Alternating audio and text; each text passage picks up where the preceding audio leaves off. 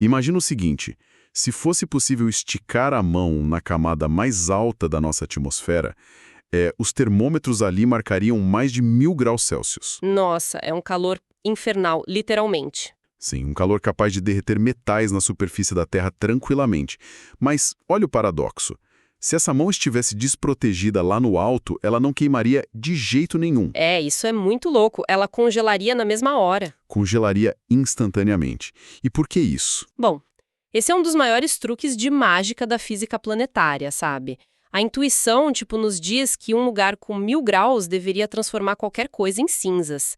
Mas lá em cima, as regras do jogo térmico são completamente diferentes do que a gente está acostumado aqui no chão. E é exatamente para decifrar essas regras, que muitas vezes são bem bizarras e contraintuitivas, que damos as boas-vindas a quem nos ouve para mais um mergulho profundo. Hoje a gente vai abandonar aquela visão poética de que o céu é apenas uma tela azul, sabe, um pano de fundo passivo. Exato. Um espaço vazio e estático. Porque, na verdade, a atmosfera é uma estrutura física colossal. Uma máquina gigantesca, né? Com certeza. É um fluido denso, uma máquina formidável mesmo, cheia de reações químicas violentas e bloqueios térmicos operando silenciosamente bem acima das nossas cabeças. Deixar de ver um espaço oco e passar a entender essa engenharia invisível é o nosso grande desafio hoje. E para ancorar essa nossa expedição, a fonte que guia a discussão desta análise aprofundada é o livro Agrometeorologia, Fundamentos e Aplicações Práticas, uma obra técnica fenomenal, escrito pelos autores Antônio Roberto Pereira, Luiz Roberto Angelossi e Paulo César Centelhas. É um material fantástico. Sim, muito. Mas atenção para quem acompanha a gente. Nós não vamos fazer um voo raso sobre o livro todo, não.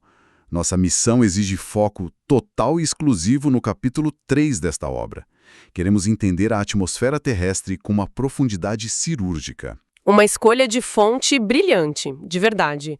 Porque é um texto que, não deixa margem para achismos. Ele ancora a meteorologia em bases físicas e matemáticas extremamente sólidas, sabe? Sem dúvida. E focar no capítulo 3 é o passo mais lógico para qualquer um que queira entender o clima. Afinal, antes de tentarmos compreender qualquer fenômeno que ocorre aqui na superfície, como uma seca prolongada, uma tempestade, é imperativo olhar para cima. Ok, vamos desempacotar isso. E eu quero começar logo pelas primeiras linhas desse capítulo 3, porque os autores trazem uma definição que já me deixou bem intrigado. O texto define a atmosfera terrestre como, e eu abro aspas aqui, o envelope gasoso relativamente fino que envolve o planeta. Relativamente fino, exato. E essa expressão me parece um pouco modesta demais, né? Se a gente pensar na Terra como uma maçã, a atmosfera seria literalmente apenas a casca dessa maçã. É uma proporção microscópica. Comparado ao globo inteiro, é quase nada. Então, como é possível que uma casquinha tão fina, tão frágil, tenha um papel tão absoluto para a nossa sobrevivência? A analogia da casca da maçã é perfeita, porque ilustra super bem essa fragilidade dimensional desse envelope. Ele é fino, sim, mas a densidade de eventos que ocorrem lá dentro é assustadora. Assustadora como? O texto do capítulo 3 é muito categórico nisso. Ele atribui a essa película gasosa 2 papéis primários e, absolutamente inegociáveis. O primeiro é que a atmosfera atua como a sede incontestável de todos os fenômenos meteorológicos. Todos eles? Absolutamente todos. Chuva, vento, granizo, frentes frias. Toda a dinâmica de tempo e clima está espremida nessa casca. Pera, pausa rápida. Deixa eu ver se entendi a dimensão real disso. Quer dizer que quando a gente olha para uma tempestade gigantesca no horizonte, que parece que vai rasgar o céu até chegar no espaço sideral... Sim, aquela nuvem assustadora, né? Isso. Ela, na verdade, está confinada a um espacinho minúsculo colado na superfície. Exatamente. A tempestade não vai para o espaço, ela fica ali presa no andar térreo dessa estrutura. Mas, olha, o segundo papel da atmosfera, segundo os autores, é ainda mais vital do ponto de vista energético. Qual seria? Ela é o determinante absoluto da qualidade e da quantidade da radiação solar que atinge a superfície terrestre. Pera, isso muda tudo. Então não é todo aquele pacote de energia e luz que o Sol joga na nossa direção que chega direto até o chão. Eu sempre imaginei a luz viajando pelo vácuo e simplesmente batendo na Terra com tudo. Ah, essa é a ilusão clássica do céu limpo, né? O ar não é um vidro transparente pelo qual a luz passa batida. Não é um vidro. Não, de jeito nenhum. Esse envelope gasoso funciona como um filtro ativo e altamente especializado. Se a atmosfera não filtrasse ativamente a radiação, a vida na superfície seria impossível. Caramba! A radiação chegaria com uma brutalidade incompatível com as estruturas celulares das plantas, dos animais, de tudo. Aqui é onde a coisa fica realmente interessante. Porque se esse envelope é um filtro ativo e a sede de todo o clima, a gente precisa entender como ele é montado por dentro, certo? Ele claramente não é uma sopa homogênea, um ar igual desde o chão até lá em cima. De forma alguma, tem uma estrutura bem definida. Os autores explicam que a atmosfera é rigorosamente dividida em camadas. Mas aí vem a minha grande dúvida de leigo. Quando a gente olha para o céu, não tem placa, não tem linha pintada dizendo bem-vindo à próxima camada. Seria bem mais fácil se tivesse, né? Pois é. Não tem um muro de concreto, então como a ciência define essas fronteiras invisíveis? É só ir medindo a altura com uma fita métrica cósmica e cortando a cada 10 quilômetros? O que é fascinante aqui é que o critério de divisão não tem absolutamente nada a ver com distâncias arbitrárias. A ciência não usa fita métrica. Ela estabelece essas fronteiras analisando o comportamento físico-químico da própria massa de ar. Comportamento físico-químico? Como assim? O texto deixa claríssimo que as divisões verticais são baseadas em duas características fundamentais: mudanças abruptas de temperatura e a concentração de gases muito específicos. Ah, então as regras do jogo, a própria física do ar mudam dependendo do andar em que a gente está. Precisamente. As mudanças bruscas, os verdadeiros pontos de inflexão na temperatura, são os marcadores dessas fronteiras. É como se a atmosfera tivesse uma assinatura térmica própria em cada pedaço. Entendi. Quando a temperatura, que vinha caindo constantemente, de repente, congela no lugar ou começa a subir do nada, a ciência traça uma linha ali. Terminou um andar, começou o próximo, sacou? E o livro traz uma representação visual incrível disso, que é a figura 3.1. É um gráfico que mostra essa estrutura vertical através de uma linha de temperatura que faz um zigue-zague maluco. É uma verdadeira montanha-russa térmica. Já que sabemos que a temperatura dita os andares, vamos descer para o andar térreo e começar a subir passo a passo. Vamos olhar para a base da vida, a primeira camada apresentada no capítulo. A troposfera. É o andar onde nós habitamos, onde quem os ouve respira neste exato momento, e onde a esmagadora maioria da massa de todo o ar do planeta está espremida, tipo, pela gravidade mesmo. Certo. E olhando para o gráfico da figura 3.1, a troposfera tem uma regra térmica bem clara. Começando do chão, conforme a gente sobe, a temperatura do ar vai caindo de forma drástica e contínua. Exato, vai esfriando. É uma ladeira abaixo no gráfico. E, bom, intuitivamente a gente pensa que o topo da montanha é frio, natural. Mas se a gente pensar criticamente, o Sol é a fonte de calor, certo? Certo. E ele está lá em cima. Então por que o ar esfria quanto mais a gente sobe e chega mais perto do Sol? Não deveria esquentar? Essa é uma pergunta excelente e toca no cerne da termodinâmica atmosférica. A lógica parece invertida pra gente, né? Totalmente invertida. Mas a explicação é que o ar da troposfera é um péssimo absorvedor da radiação solar direta. O Sol brilha, a energia passa quase direto pelo ar e bate na superfície da Terra. No solo, nos oceanos, no asfalto. Passa reto pelo ar, então. Isso. E aí a superfície absorve essa energia, esquenta e então passa a irradiar calor de volta para o ar, de baixo para cima. Ah, agora eu entendi. O chão funciona como um gigantesco aquecedor de piso, tipo um radiador gigante. Exatamente isso. Como o aquecedor está no chão, quanto mais você se afasta do chão, mais frio o ar fica. É por isso que a temperatura despenca com a altitude na troposfera. Faz todo sentido. Só que, olha só, esse resfriamento não continua para sempre. A figura 3.1 mostra que chega um momento em que a linha de temperatura que vinha caindo subitamente bate num limite e vira uma linha reta vertical. Reta vertical. Ela para de cair. Para, totalmente, fica estagnada. Os autores chamam esse ponto de transição crítico de tropopausa. Ou seja, o termômetro simplesmente trava. E o livro usa uma palavra muito bonita e técnica para isso, que é isotermia. Iso de igual e termia, temperatura. Perfeito, temperatura constante. É uma camada onde o ar congela numa temperatura fixa. Mas por que essa linha reta no gráfico é tão importante? O que essa isotermia da tropopausa faz na prática? Se conectarmos isso ao quadro geral da meteorologia, a importância física dessas isotermias é incalculável. Funcionalmente, ao interromper a queda de temperatura, a tropopausa age como uma tampa térmica invisível. Uma tampa fechando a panela de pressão climática. Boa analogia.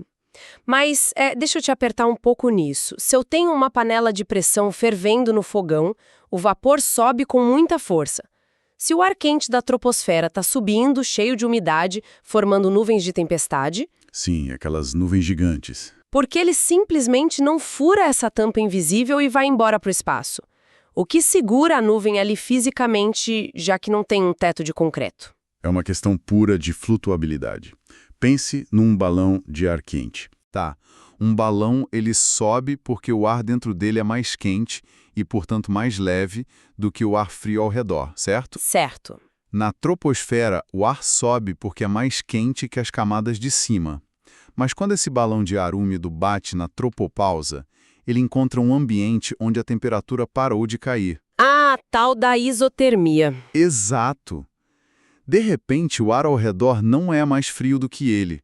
Ele perde totalmente a vantagem térmica. Ele perde o motor de flutuação. Fica sem força. Exato! Sem ser mais quente que o entorno, ele não consegue mais subir. É por isso que o texto crava que a troposfera é a camada exclusiva dos fenômenos meteorológicos. O desenvolvimento vertical das grandes nuvens de tempestade, as famosas cumulonimbus, bate nesse teto da tropopausa e se espalha horizontalmente. Formando aquela figura clássica de bigorna no céu, né? Isso. Aquela bigorna enorme, a termodinâmica confinando a nossa meteorologia ao andar térreo, protegendo a água do nosso planeta de se perder para o espaço. É uma engenharia genial. O teto do nosso clima é construído puramente com leis da termodinâmica. Mas a nossa jornada na figura 3.1 não termina na tropopausa. Longe disso. Se a gente ignorar as nuvens presas ali, continuar subindo num foguete teórico, a gente ultrapassa essa tampa de isotermia e entra na próxima grande camada descrita pelos autores, a estratosfera. E aqui o gráfico dá uma guinada chocante, um verdadeiro cavalo de pau. Muda tudo de novo. Pois é.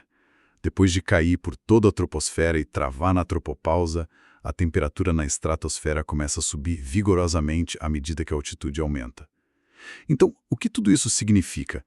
Por que tão longe do aquecedor de piso da Terra, o ar de repente resolve esquentar de novo lá no alto? A resposta para essa inversão térmica tão surpreendente está numa reação química espetacular, lá em cima. Lembra que a gente falou que a atmosfera é um filtro ativo de radiação? Lembro. Você comentou que ela não era um vidro transparente. Pois bem, os autores explicam que a estratosfera abriga uma alta concentração de um gás muito especial, o ozônio, o famoso O3. A figura 3.1, inclusive, aponta a ozonosfera contida exatamente dentro dos limites da estratosfera. O tão falado grande escudo protetor da Terra. Mas o que a presença do ozônio tem a ver com um aquecimento bizarro do ar nessa camada? Tem tudo a ver. O ozônio tem a propriedade de absorver avidamente a letal radiação ultravioleta, aqueles raios UV de alta energia que chegam do Sol com muita força. Tá, ele absorve. Na física, quando uma molécula absorve uma quantidade colossal de energia radiante, essa energia, não simplesmente desaparece. Ela tem que ser convertida.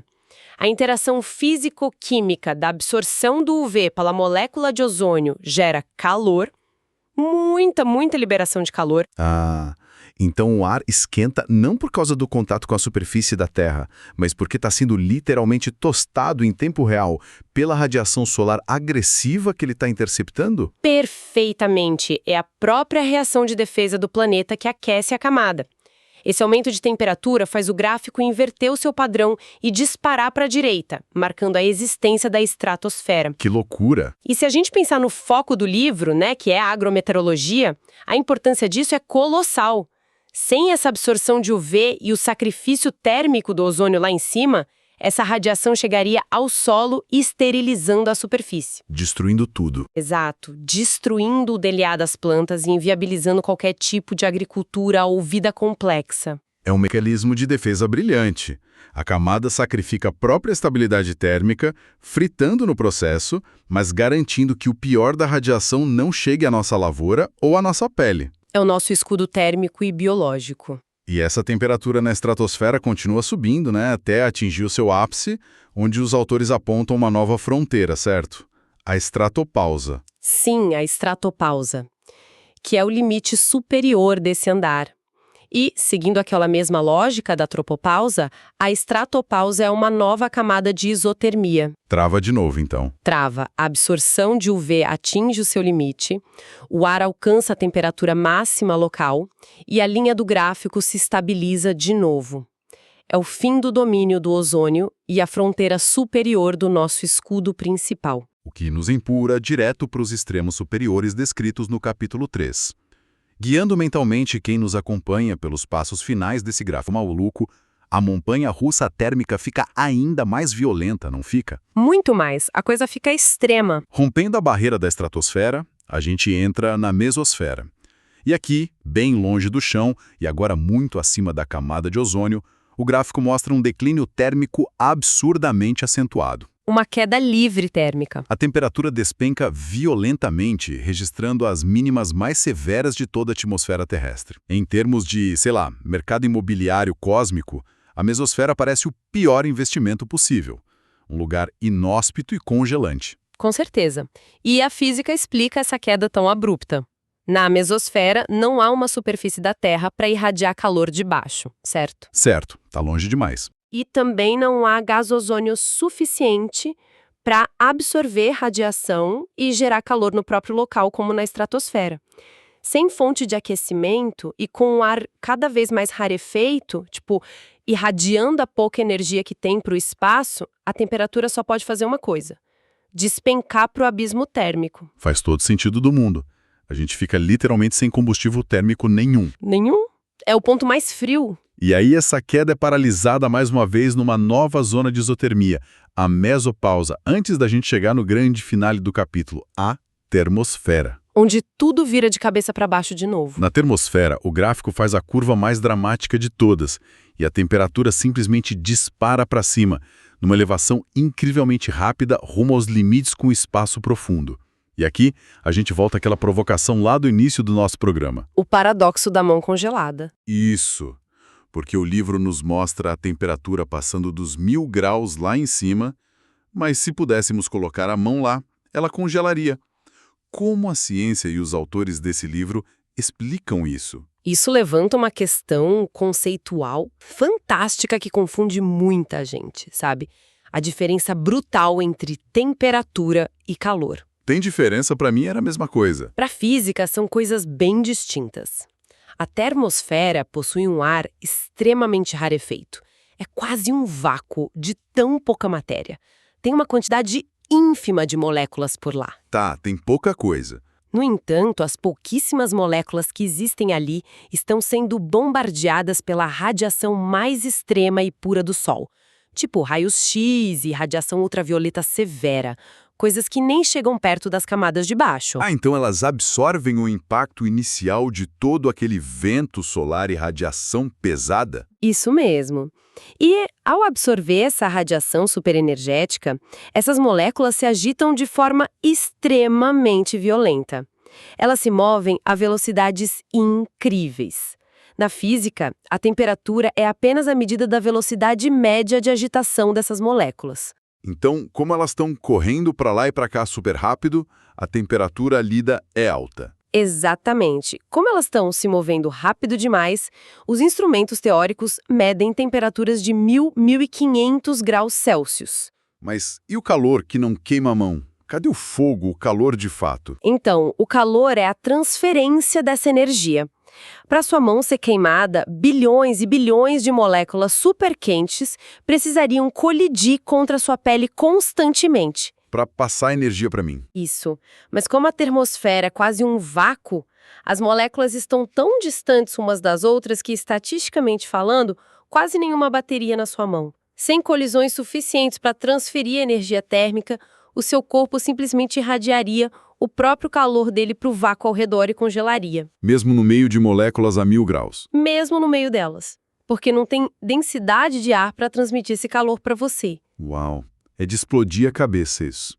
E esse zigue-zague todo provado pela figura 3.1, caindo na troposfera, subindo na estratosfera, despincando na mesosfera e explodindo na termosfera, não é só uma curiosidade acadêmica, né? Nem um pouco. Ele prova definitivamente o que o texto colocou como premissa lá no início. Não importa quão ralo o envelope fique. A ciência divide as fronteiras com base nessas mudanças drásticas das regras térmicas e químicas do ar. É uma engenharia de uma precisão muito impressionante. É belíssimo.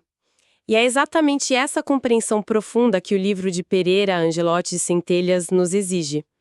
Cada camada, com as suas características muito específicas e as fronteiras de isotermia, é uma engrenagem essencial de um sistema complexo.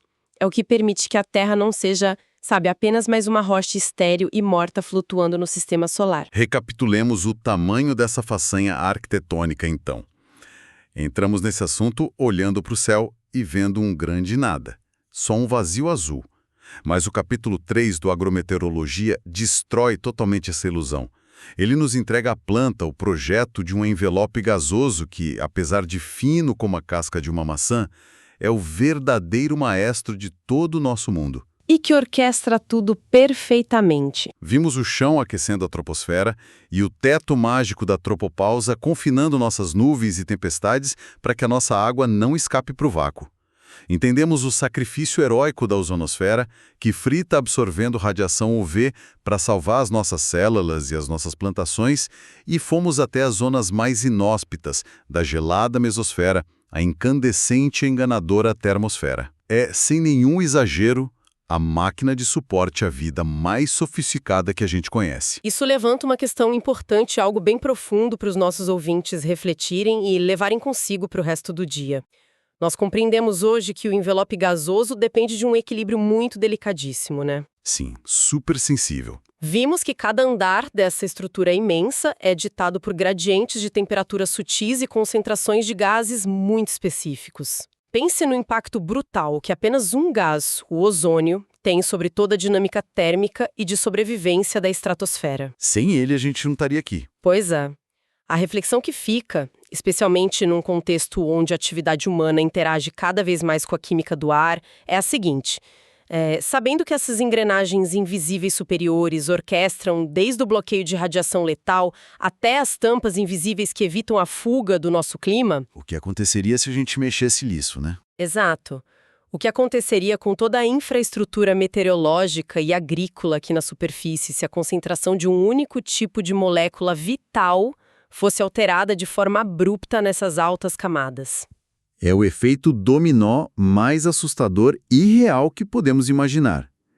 Uma pequena alteração química a 30 quilômetros de altura tem o poder de reescrever completamente o destino de quem planta no solo, alterando o ciclo das chuvas, o balanço de energia, tudo. É um sistema todo interligado, não tem como separar as coisas. É a prova máxima de que a estabilidade inabalável que a gente acha que enxerga no horizonte todo dia, na verdade, pende de um fio incrivelmente delicado e invisível. É uma reflexão poderosa mesmo. Definitivamente, para quem nos ouve, não há como olhar para cima num dia de céu limpo do mesmo jeito novamente. É impossível não ver a máquina trabalhando lá em cima agora. Agradecemos imensamente a companhia de todos nessa análise minuciosa. O universo da ciência é vasto e a busca por desvendar as engrenagens da nossa realidade deve ser incessante. Muito obrigado por estarem conosco e até o nosso próximo mergulho profundo.